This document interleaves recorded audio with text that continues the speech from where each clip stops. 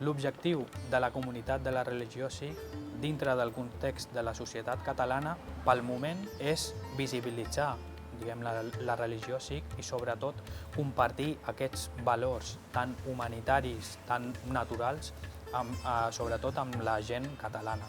La comunitat sikh està formada per gent rebutjada i que pertanyia a una classe social molt baixa, que no tenia ni drets bàsics, com poder anar a certes zones d'un poble, i aquesta gent rebutjada que no tenia aquest accés va rebre aquest missatge d'igualtat gràcies a la filosofia sikh.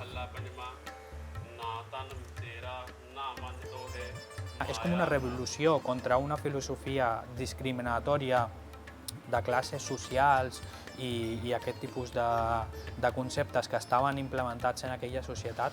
És una comunitat formada per la gent que ha estat rebutjada socialment, però el turban és un símbol de reialesa. El Guru Gobind Singh Ji va dir: tots els meus sikhs són iguals, però tots són reis.